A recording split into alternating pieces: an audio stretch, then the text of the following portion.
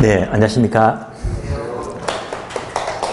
자, 오늘 책 한 권 소개해드리고 습 진행하겠는데요. 오늘 소개해드릴 책은 아주 좋은 책이에요. 제목이 돈은 너로부터다. 작가가 두 명인데요.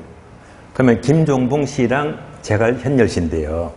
그러면 김종봉 씨는 18년차 전업투자자, 돈을 많이 벌었어요. 그래서 이분이 시나리오를 제시하고, 그 다음에 제갈현열 씨는 베스트셀러 작가예요. 그러니까 이분 원고를 받아서 책을 쓴 건데요. 이 책은 특이하게, 이 책이 소설책이에요, 소설책. 예. 희한한 책입니다. 보통 자기개발이나 재테크는 본격적인 재테크를 다루고 있잖아요.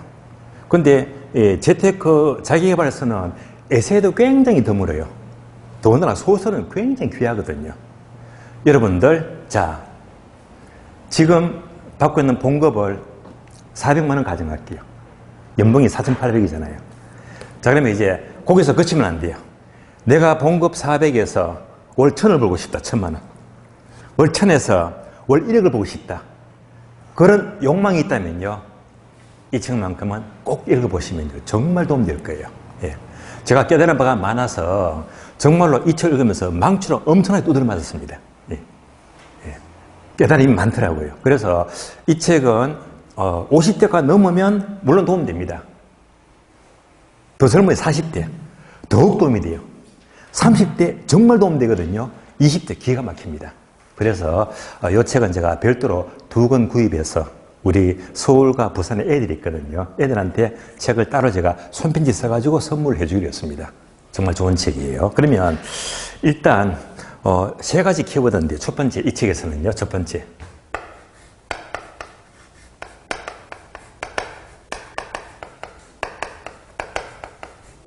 자, 부의 근접점입니다.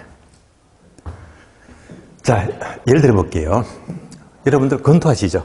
10라운드. 자, 인류 권투 선수는 10라운드 시합을 하게 되면요, 9라운드, 10라운드 KO성 필요 없습니다. 당장 1라운드 상대의 잽이나 펀치를 피해야 되거든요. 그리고 때려야 되고. 예. 다 필요 없습니다. 오로지 1라운드 현재 잘 버티고 좋은 게임을 진행시켜 나가거든요. 이 말은 뭐냐? 당장 지금부터 매 순간 최선을 다해야 됩니다. 얘가 바로 부의 근접점입니다. 그래서 대개 우리 주변에 보게 되면 주식을 투자합니다. 땅을 투자해요. 그러면 자기가 공부를 안 해. 남 말 듣고요, 지인 말 듣고, 전문가 말 듣고, 그래서 몇 천이고 몇 억이 갖다 투자를 하거든요. 그렇게 해가지고 돈 못 벌어요. 자기가 참마다 충분히 책을 보고 경험을 쌓고 공부를 해서 자기 이름으로 투자를 해야지 돈을 벌 수가 있는 거거든요. 그게 최선을 다하는 겁니다. 자, 두 번째는요,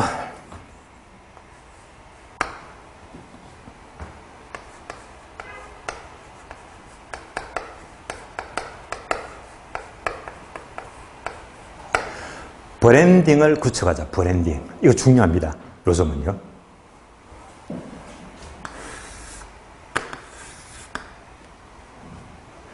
똑같은 금 반지가 있어요. 반지가 똑같아요. 예. 금 함량은 똑같습니다. 똑같은 반지인데 얘는요 50만 원 합니다. 똑같은 양인데 얘는요 1,000만 원 합니다. 무려 20배가 차이 납니다. 요 반지가 뭐죠? 그 유명한 까르띠에. 금 함량은 똑같은데 왜 이렇게 엄청 비싸느냐? 바로 브랜딩입니다. 브랜딩. 그러니까 여러분의 가치를, 지금 나의 봉급이 400이라면 여러분의 가치를 높이게 되면, 브랜딩을 높이게 되면요, 이 400이 4,000만 원 될 수 있거든요. 그래서 여러분들이 앞으로 학교 가시면요, 나의 브랜딩을 구축하자. 굉장히 중요합니다. 예를 들면요, 바로 블로그죠. 블로그. 또는 뭐 책쓰기라든지, 또는 뭐 유튜브라든지. 그래서 이제 이를 통해서 얼마든지 수많은 사람들한테 나의 가치나 이미지를 알 수 있거든요. 내가 점점 유명해지는 거예요. 그럴수록 나의 가치는 올라갑니다. 다음 단계는요. 다음 단계. 세 번째, 마지막 단계는요.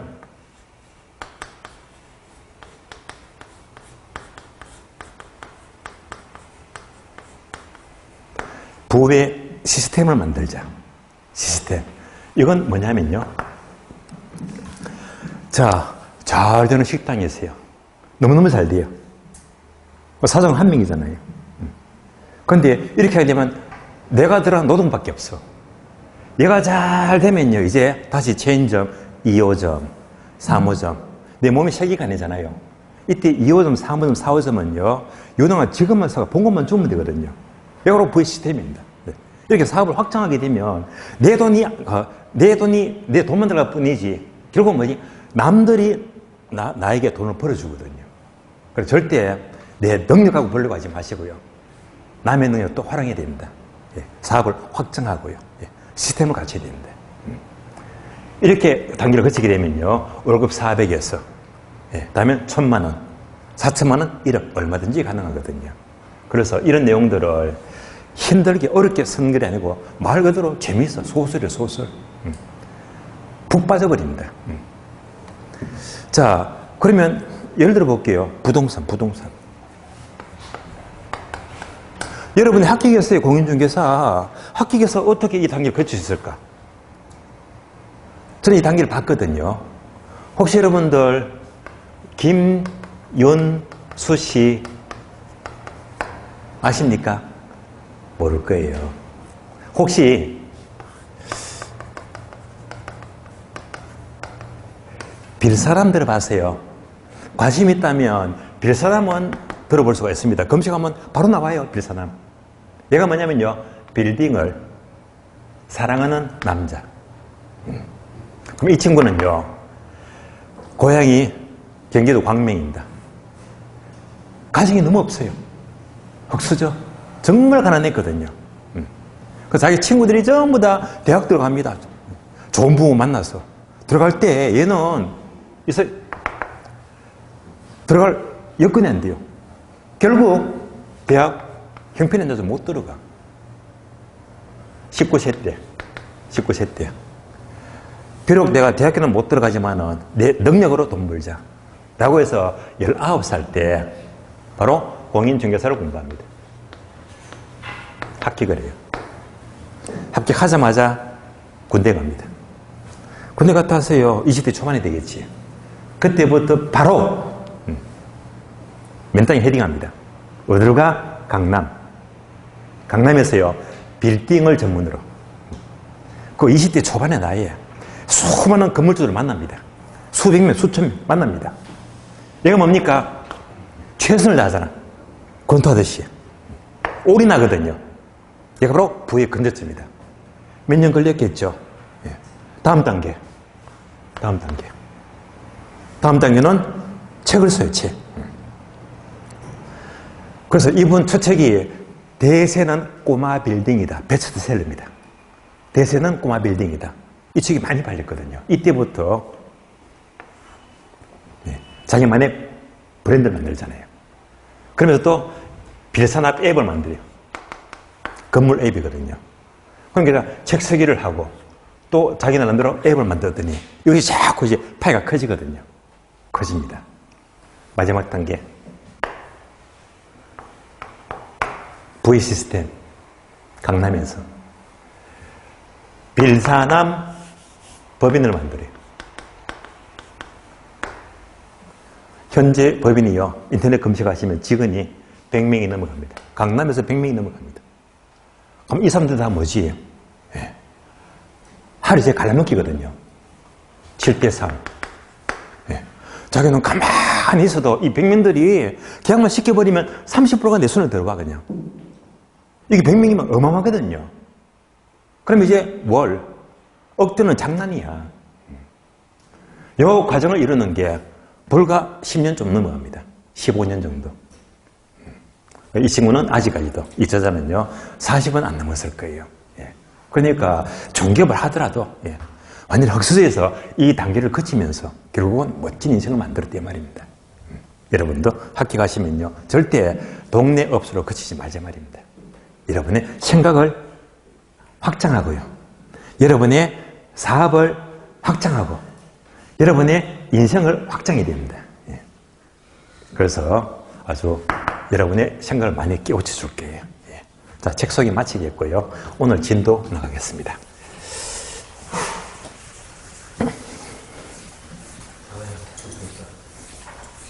자, 교재 보시면요.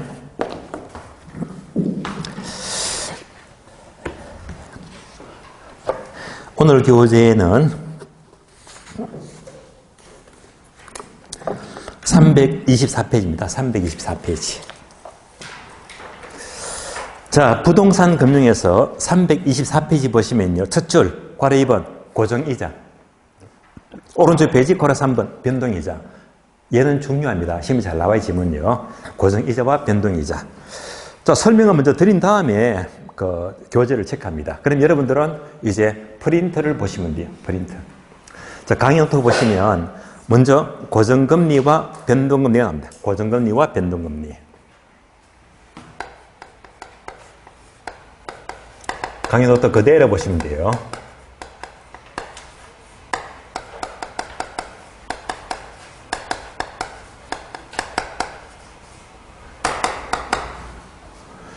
고정금리는요, 대출받고 만기 때까지 말 그대로 금리가 고정이 되었다. 일정합니다.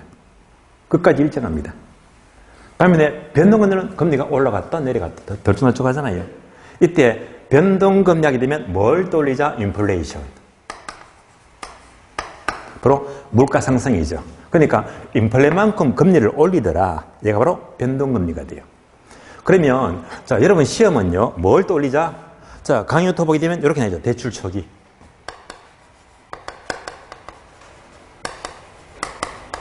그러면서 네모가 2개 나와요. 얘가 잘 나오거든. 결론부터 본다면요, 대출 초기에는요, 고정금리가 높아요. 높다. 변동금리가 낮다.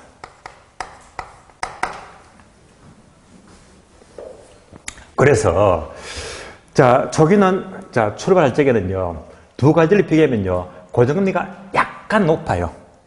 왜냐하면 처음에는 변동금리가 낮다고 했잖아요. 그럼 고정금리는 금리가 일정한데 처음에는 좀 낮게 해줘요.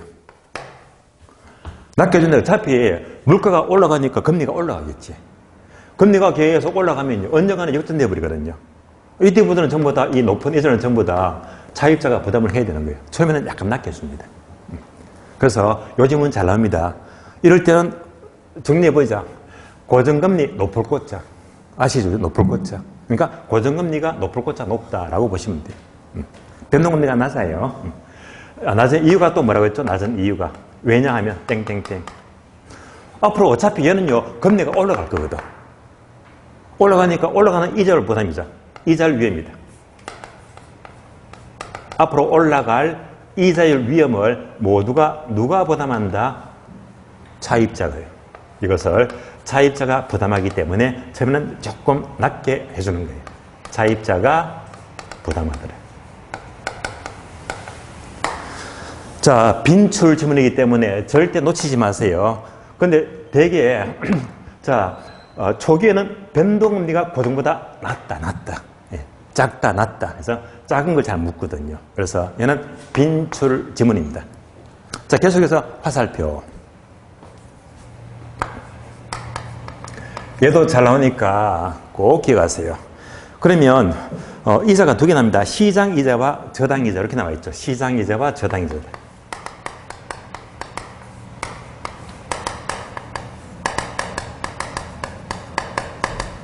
자, 이 관계에서 화살표 또 네모 나옵니다. 이거 중요하거든요. 굉장히 잘 나옵니다. 그러면 설명을 잘 따라오세요. 자, 양자의 차이가 뭡니까? 하게 되면 예를 들면요, 여러분이 아파트 사시잖아요. 그러면 이제 5년 전에 대출 받았어요. 융자 받았어요. 5년 전 대출 받을 때 대출 이자가 얼마? 5% 잡을게요. 자, 5년 전 대출을 받았는데 이자가 5%입니다. 5년 지났죠. 현재 시중금리가 10% 하더라. 구분되시겠죠? 5년 전에 5%로 대출을 받았는데 지금 시중이자가 10%입니다. 그러면 대출을 싸게 받았잖아요. 대출 잘 받은 겁니까? 못 받은 겁니까? 잘 받았지. 요거잖아요. 이때는요, 대출을 끝장나봐야 돼요. 끝까지 가져갑니다. 문제가 없어요. 이자가 싸니까. 이때는 끝까지 가져가죠. 전혀 문제가 안 돼요. 바꿔볼게요. 5년 전 대출을 받았는데 이때 이자가 10%다. 10%다. 10%로 대출 받았는데 현재 시중금리, 현재 이자가 5%입니다. 이럴 수도 있잖아요. 이러면 대출을 잘 받은 겁니까? 못 받은 겁니까? 못 받았지. 대출 이자가 너무 높잖아요. 이런 말이에요. 그래서 지금 이제 예를 돌리자. 이럴 때. 대출 이자가 너무 비싸요. 이때는 끝까지 가져간다. 중도 상환한다. 중도 상환. 그래서 이게 바로 중도 상환 또는 조기 상환입니다. 잘 나와요. 그래서 고정금리인 경우에 어떨 때 조기 상환합니까? 하게 되면요. 대출이자가 너무 높고 시장이자가 낮아요. 그래서 강의 토 보게 되면 시장이자가 낮을 때, 즉 하락할 때 돼 있잖아요. 우리 시험은요. 얘를 잘 묻거든. 저당 이자보다 시장 이자가 낮을 때, 하락할 때 바로 조기 상환하게 됩니다. 이때는 어떻게 합니까? 주로 이자가 싼 쪽으로 은행 갈아타거든요. 은행 갈아타. 그러니까 주로 제-융자. 이자가 싼 쪽으로 은행 갈아타더라. 제-융자를 통한 조기 상환을 하게 됩니다. 물론 이런 경우에 대출자가 너무 높아가지고요. 저도 여지껏 살다가 은행 이렇게 갈아탄 적이, 조기 상환이 갈아탄 적이 한 2번 정도 있었거든요.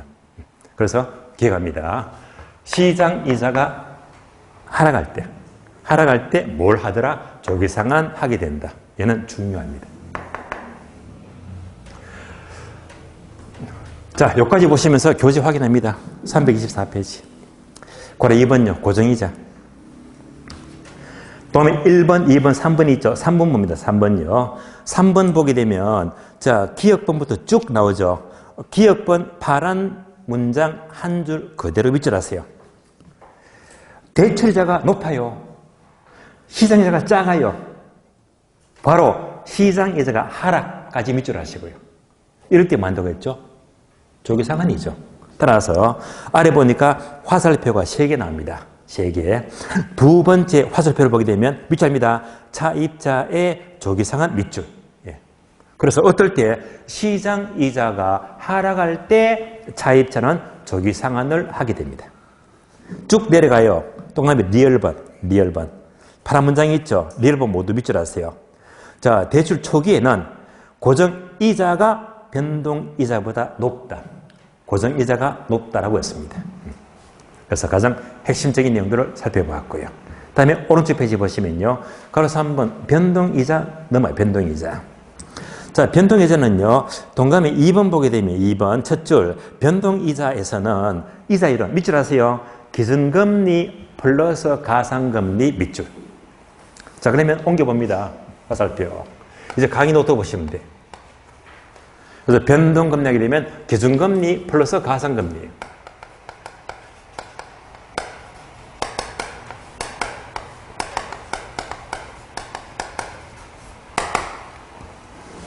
그러면 이제 변동금리는 인플레만큼 금리가 올라가는 거잖아요. 이때 인플레가 반영되는 것이 기준금리일까요? 가상금리일까요? 하게 되면 언뜻 가산으로 쓸 때 오해하시면 안 돼요. 그래서 인플레가 반영되는 것은 바로 기준금리가 돼요. 기준금리. 그래서 기준금리 아래 보시면 1번 첫 번째 인플레가 반영이 된다. 인플레가 반영되는 만큼 기준금리가 바뀌는 겁니다. 기준금리. 그러면 이제 우리나라에서는 기준금리가 되면 주로 한국은행에서 경제론을 봐가지고 올렸다 내렸다 합니다. 그래서 일종의 기준금리는 정책금리가 되고요. 그래서 현실적으로 여러분들이 보시면 주로 한국은행에서 한 달에 한 번씩 바꾸잖아요. 기준금리를. 주로 2주차. 그래서 매월 2주차 목요일마다 기준금리를 공시를 하거든요. 예. 그때마다 이제 달라지는 거예요. 그러면 이제 가상금리는 뭡니까? 가상금리. 가상금리는 바로 메모되어 있죠. 바로 차입자의 신용도를 말해요. 차입자의 신용도가 반영이 됩니다. 그러면 이제 자, 차입자의 신용 등급은 과거에는 1등급, 2등급, 3등급, 10등급까지 쭉 구분됐잖아요. 요즘은 이제 점수제죠. 점수제. 1000점부터. 여러분들이 토스 앱 가시면 신용도 다 나오잖아요. 1000점, 900, 800, 700 쭉 내려갑니다. 예. 그래서 이제 쭉 내려가죠. 그러면 이제 1000점, 900점 요 사이가 1등급, 1등급. 여러분들 신용등급 다 확인하면 되겠지만 900 넘어가면요 1등급, 최고 등급입니다. 800이 넘어가죠. 800. 그러면 이제 870에서 이제 899까지, 900 전까지 요까지가 2등급이 되고요. 다음에 840부터 요 사이죠. 요 사이가 3등급이 되고, 예. 805부터 또 요 사이가 4등급이 되고요. 그러니까 여러분 신용 등급이 800만 넘어가게 되면 4등급은 되겠다라고 보시면 돼요. 그러니까 이런 구분이 뭡니까? 결국 이 신용도에 따라서 이 가상금리가 달라지는 거예요. 그러니까 1등급이면요 우대금리, 금리 혜택을 많이 줍니다. 그렇잖아요. 그럼 반면에 6등급, 7등급 막 넘어가 버리면 돈 빌릴 때 가성비가 되게 높아지거든요. 금리를 높게 내야 됩니다. 특히 여러분들이 자 투자하시다가 경매를 한다 또는 상가를 샀다 대출을 받죠. 그때는 최소한 4등급 이상은 유지가 돼야 됩니다. 최소한 5, 6등급, 7등급 되어버리면 금리가 확 올라가거든요. 그 차이가 엄청 크다니까요. 그냥 최소한 자 2등급만큼은 관리가 돼야지 대출 받아도 문제가 없다는 말입니다. 이에 따라 달라지는 게 뭐가 된다? 가산금리가 돼요. 두 번째, 이제 결국에는 계정금리를 보시면 자, 이번 메모되어 있죠. 종류가 크게 두 가지인데요. CD금리 그리고 코픽스가 나옵니다. 자, CD금리와 코픽스이다. 메모되어 있는데요. CD금리는 바로 양도성 예금정서 금리를 말하고 다음에 코픽스는요. 자금 조달 비용 지수를 가리킵니다. 그러면 이거 뭐냐? 얘만 나왔다면요. 깊이 있게 하려고 하지 마세요. 우리 시험은요. 이런 단어만 나왔다면 얘는요. 뭘 가리키지? 기준금리. 가상금리가 아니잖아요. 그럼 얘는 기준금리이기 때문에 뭘 말한다? 변동금리. 그래서 CD금리가 나왔다. 코픽스가 나왔는데 고정금리와는 전혀 관계가 없습니다. 무슨 금리? 변동금리로서 기준금리에 들어간다는 말입니다. 세 번째.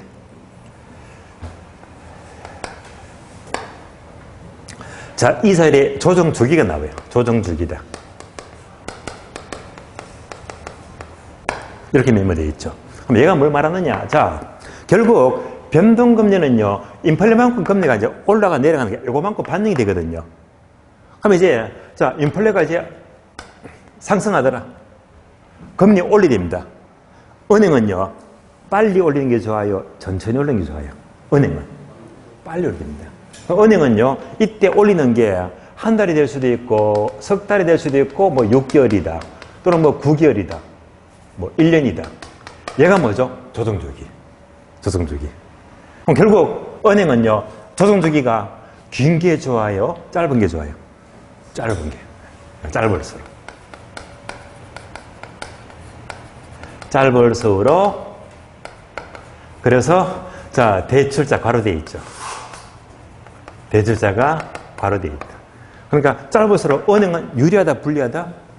유리하다. 유리하다. 이 말은 금리가 빨리 올라간대. 그러면 차입자는 유리하다, 불리하다? 당연히 불리하다. 불리하다. 그래서 조정주기가 나왔다면 이럴 때 이제 양자 간의 문제. 그럼 우리 시험은요, 바꿔서 묻겠지. 지문을 바꿔서 묻게 되면 틀린 문장입니다. 바뀐 단어만 조심하시면 돼요. 그래서 여기까지 변동금리를 이해를 하시면 되겠습니다. 이 내용들을 이제 책 보고 확인합니다. 책을 보시면 325페이지입니다. 자, 동그라미 2번에서 기준금리, 변동, 가상금리 밑줄 했죠. 기억번 내려가서 기준금리는 땡땡. 자, 시장 이자를 대표하는 수익률로서 밑줄 하세요. CD 금리와 코픽스 금리 밑줄. 자, CD 금리가 나왔다. 코픽스 하게 되면 모두가 기준금리가 되고요. 다음에 세 번째 줄도 밑줄 하세요. 이자율의 조정 주기가 짧을수록 대출자는 유리하고 차입자는 불리하다. 되시겠죠? 여기까지를 보시면 되겠습니다. 자, 여기까지 고정금리와 변동금리 내용들을 보았고요. 한 장 넘어갑니다. 다음 페이지 보시면 326페이지입니다. 목차 2번 원리금 상환 방식이다. 여기다가 별표하세요. 몇 개? 3개. 빨간 별표 3개 합니다. 금융에서 가장 중요합니다. 여기서 문제가 집중 출제가 되고 있습니다. 중요해요. 그러면 종류가 3가지인데요. 먼저 괄호 1번 원리금 균등 상환, 오른쪽 페이지 괄호 2번 원금 균등 상환 한 장 넘겼더니 3번 최정식 상환 3가지입니다. 굉장히 중요합니다. 참고로 얘는요 매년마다 한두 문제가 꼭 나옵니다. 나오는데 참고로 작년 시험은 안 나왔거든요. 무슨 말이죠? 올해 무조건 나온다는 말입니다. 꼭 나올 거예요. 자, 3가지를 자 비교합니다. 3가지.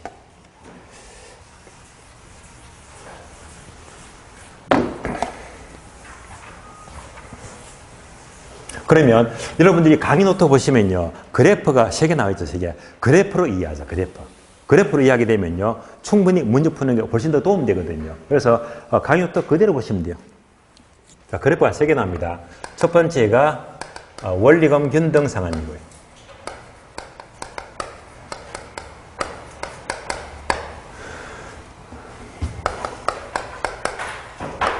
자, 두 번째가 원금 균등 상환.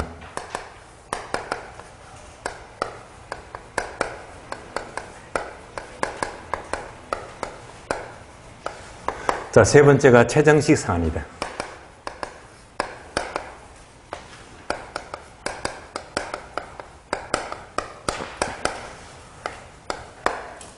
그래서 그래프가 3개 나옵니다. 하나, 둘, 셋. 그러면 세로축은 원리금이 되고요.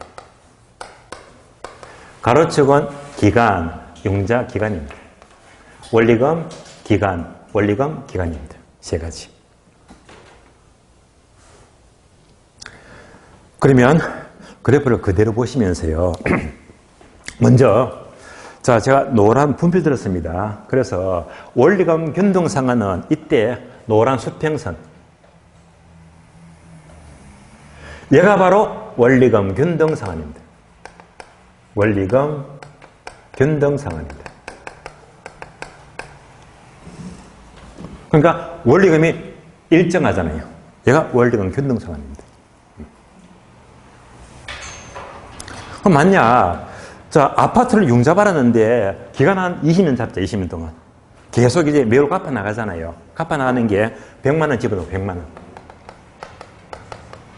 만기가 될 때까지 계속 원리금을 똑같이 매월마다 100 똑같이 갚아 나갑니다. 이게 바로 원리금 균등 상환입니다. 반면에 원금 균등 상환은 이 노란색 원리금이 이렇게 됩니다. 점점 작아집니다. 얘가 바로 원금 균등 상환입니다. 그러니까 점점 작아지니까 다른 말로 체감식 상환입니다. 반면에 최정식 상환은 거꾸로 점점 증가한대, 이렇게 원리금이. 얘가 바로 최정식 상환입니다. 한눈에 비교하세요. 원리금이 일정하다, 원리금 균등. 원리금이 점점 작아진다, 체감하더라, 원금 균등.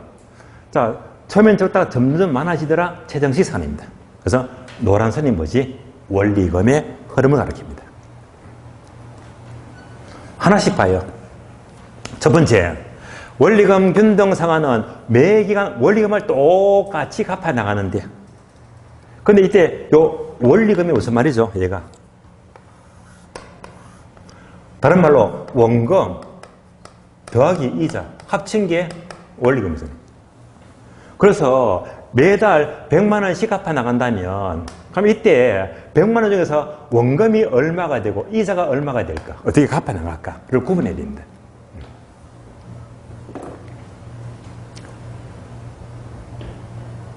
자, 그러면 이때 자, 원리금 변동사는 첫 달에 100만 원 갚아 나가죠. 이때는요, 이자가 엄청 많습니다. 이자가 많다가 점점 이자가 작아집니다. 얘가 뭐? 이자. 그러니까 기간 한 20년 잡게 되면요, 자, 원리금이 100만 원이면 첫 달에는요, 이자가 거의 97만 원쯤 됩니다. 이자가 그렇게 많거든요. 그럼 원금은 요거밖에 안 돼. 한 3만 원 정도. 그러니까 원금은요, 적다가 점점 많아집니다. 얘가 바로 원금입니다. 따라서 원금 이자를 어떻게 갚아 나갑니까? 이자는 많다가 적어지고 원금은 적다가 많아진다. 예. 그래서 이제 원리금은 일정해지거든요. 그래서 이 그림을 꼭 돌리세요. 그런데 우리 시험은요, 얘가 잘 나와.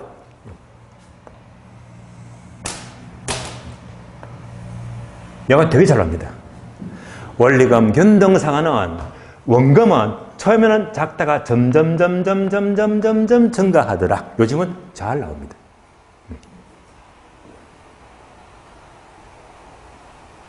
그럼 잘 보세요. 자, 기간을 이만큼 20년 잡았더니 절반이 몇 년? 10년. 자, 10년 딱 지나게 되면 이렇게 볼까요? 원금의 절반을 갚아요, 못 갚아요? 못 갚잖아. 여기까지 기억하세요. 왜? 처음에 원금이 작으니까. 그래서 기간이 반이 지나도 원금의 반을 갚을 수가 없단 말입니다. 결국 원금의 반을 갚는 것은 이때쯤 되니까, 네? 반쯤 갚잖아요. 그리고 보통 3분의 2가 됩니다. 그래서 원리금 변동상환은 3분의 2쯤 지나야지 겨우 원금의 반을 갚더라는 말입니다. 그래서 항상 원리금 변동상환은 이 그림을 뜨는 게 가장 효과적인 문제 푸는데, 원리금은 일정하다, 이자는 많다가 적어지더라, 원금은 적다가 많아지더라.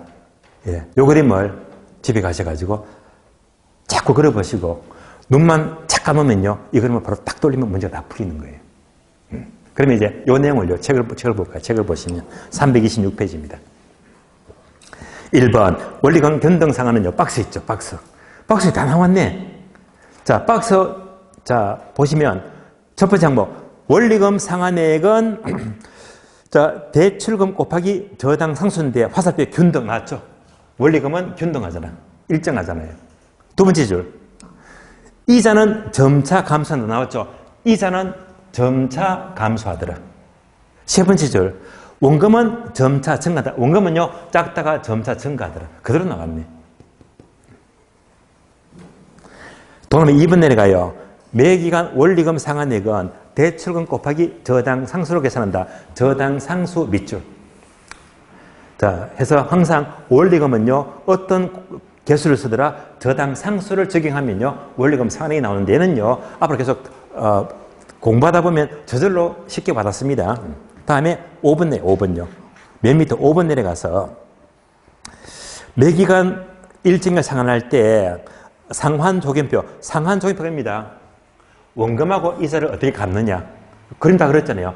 이자는 적어지고 원금은 많아지고, 요 파란선 요 그림 바로 상환조견표예요. 원금이자 갚는 방법이죠. 따라서 상환조견표를 분석해 보면 밑줄 하세요.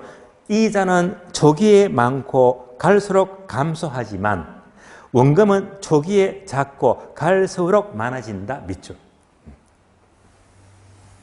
그리고 이제 오른쪽 페이지 그림 있죠, 그림. 자, 그림 보게 되면 그대로 제가 그려드렸지. 다음에 2번요. 원금 변동산이다. 원금 변동산. 자, 결론 나왔습니다. 원금 변동산은 원리금이 처음에 많다가 점점 원리금이 작아진대.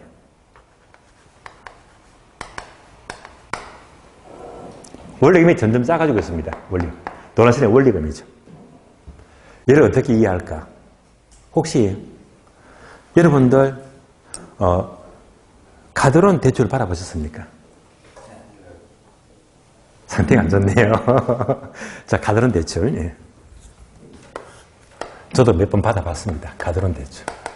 여러분이 가드론 대출 받게 되면 팀 안내원이 이런 얘기 합니다. 자, 얼마 빌려서 세계에서 1,000만 원. 만약 1,000만 원 가드론 대출 받겠다면 이때는요, 빠른 말씨로 원리금 균등, 원금 균등, 책임상환 세 가지가 있는데 못 박아버립니다. 바로 요거라고요. 그러니까 가드론 대출은요, 10중 8구는 전부 다 뭘 말한다? 원금 균등상을 말합니다.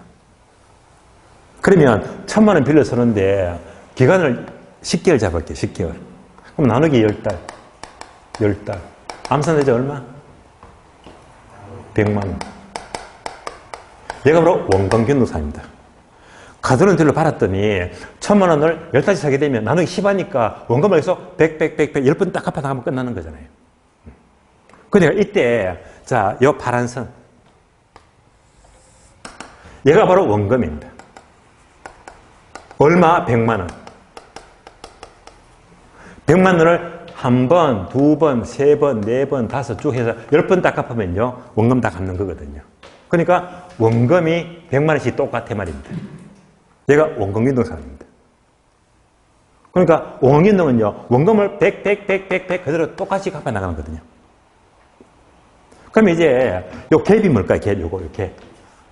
얘가 바로 이자. 얘가 뭘 말한다? 이자예요. 그러니까 원금을 100 갚으니까 이자가 작아지겠지. 또 100 갚으니까 이자가 더 적어지겠지. 그러니까 원금 갚아 나가는 만큼 이자는 단계적으로 이자가 작아지더라. 합치니까 원리금은 작아지겠지. 원리금은 체감합니다. 그래서 다른 말로 체감식 상환입니다. 한 번 더 반복합니다. 원금 균등 상환은요, 자, 원금을 똑같이 갚으니까 단계적으로 이자가 작아지고 합쳐서 원리금은 점점점 감소하더라. 얘가 책을 보시면 박스 있죠, 박스. 세 줄, 박스. 자, 박스 그대로 보세요. 첫 번째, 원리금 상환액은 화살표 점차 감소 체감 나왔죠? 원리금은 감소합니다. 두 번째, 자, 이자는 또 점차 감소. 이자도 바로 감소하죠. 원금 갚아나가는 거 감소하더라. 세 번째, 원금은 화살표 일정하다. 원금은 100만 원씩 똑같이 갚아나갑니다. 그대로 나왔습니다. 그러면서 다음 페이지 보게 되면, 다음 페이지. 그림이 나와요, 그림. 자, 그림 보게 되면 그림이 좀 한눈에 안 들어오죠? 이 그림이 쉽잖아요.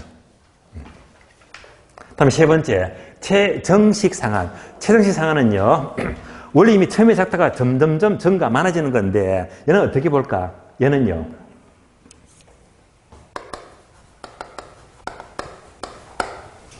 얘랑 비교합니다.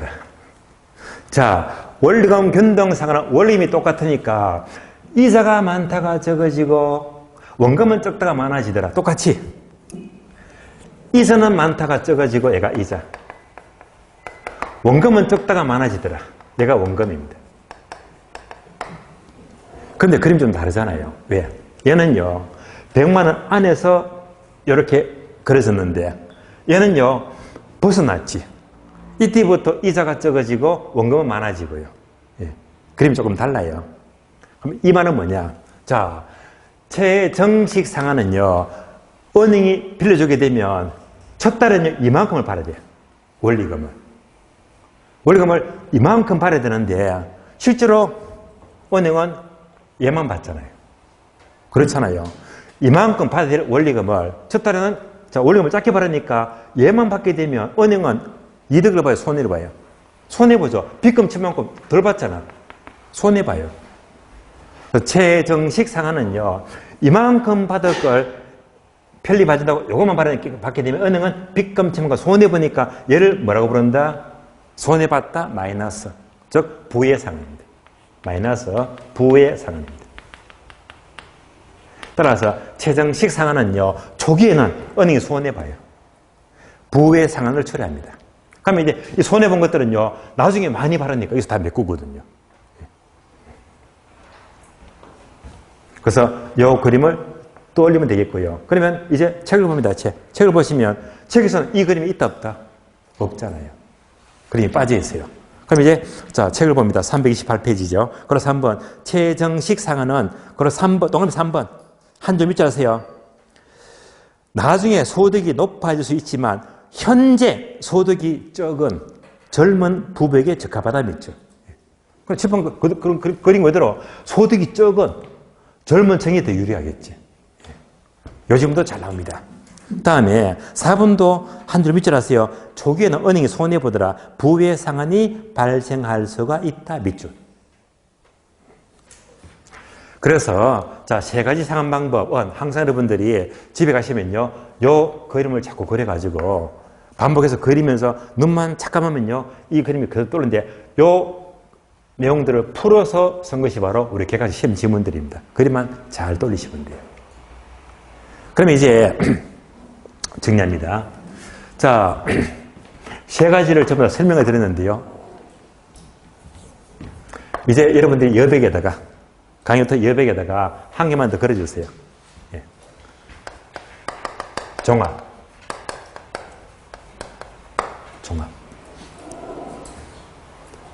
복잡한 그림은 아니에요. 얘만 그려주면 됩니다. 이렇게 그려주면 돼요. 세로축은 원리금이고, 가로축은 기간이다. 그럼 이제 종합이니까 셋 다 전부 다 합치자. 합치면 어떻게 됩니까? 얘가 뭡니까? 원리금 균등상환. 얘가 뭐예요? 원금 균등상환입니다. 네, 나왔죠? 세 번째. 얘가 뭡니까? 최상식 상환입니다. 합친 거잖아요.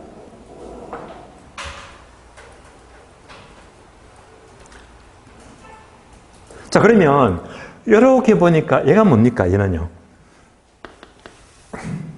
첫 달에 대출 초기.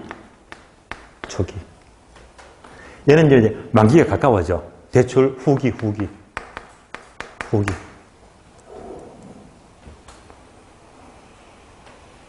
그러니까 초기와 후기에 크기가 달라지네. 얘가 굉장히 잘 나와. 그래프를 비교합니다. 그럼 다시 얘가 뭐라고 했죠? 원리금 균등상환입니다. 얘는 뭐라고 했죠? 원금 균등상환입니다. 얘는 뭐가 되더라? 최정식 상환입니다.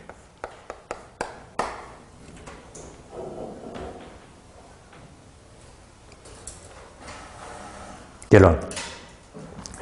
초기에 원리금이 1등, 가장 큰 게 뭐? 1등, 원금 균등상환입니다. 2등은 뭐가 되지? 원리금 균등상환입니다. 초기에 원리금이 가장 작은 것은요, 최정식 상환입니다. 그런 말 아니잖아요. 따라서 초기에 원리금 큰 순서 1등 원금 균등, 2등 원리금 균등, 3등 최정식. 그래서 초기에 원리금 큰 순서 원금, 원리금, 최정식. 이 순서가 굉장히 잘 나옵니다.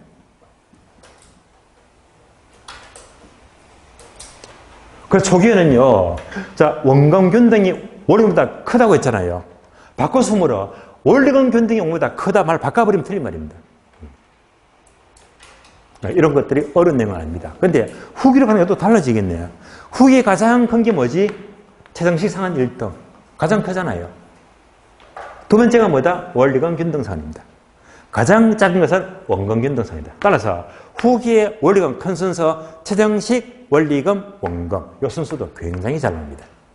그래서 원리금이 초기에 큰 순서, 후기에 큰 순서, 지금 아주 잘 나오거든요. 그래서 항상 개가식 지문에서 초기가 나왔다, 후기가 나왔다만 하면 이 크기를 묻는 거거든요. 지문에서.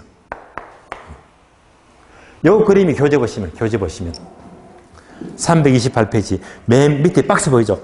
자, 박스 보게 되면 이제 요 그림 나오네. 요 그림이 나오네.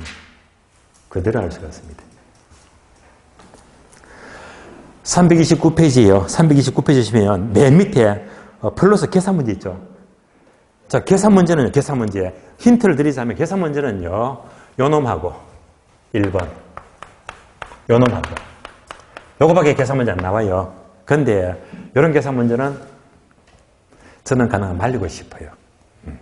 이런 계산 문제가 굉장히 까다로워요.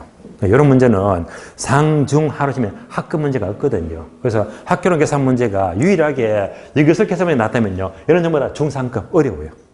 어렵기 때문에 이러면 부담이 되거든요. 지금 풀 단계가 아니고 계산 문제는요. 요 계산 문제는 5월달 가서 좀 언급을 할 겁니다. 계산 문제는 크게 부담을 갖지 마세요. 자, 그리고 331페이지 네모 4번 최대 대출 가능 금액. 얘는요. 뭐 괄호 1번, 2번, 3번. 1번은 LTV 대부 비율. 괄호 2번 DTI 총부지 상환 비율. 괄호 3번 부채 가능률. 1번, 2번, 3번 세 가지죠. 얘도 마찬가지로 다음 페이지 보니까 전부 다 계산 문제. 계산 문제는 지금 기본 단계에서 풀만한 레벨이 여러분하고 맞지가 않거든요. 얘도요.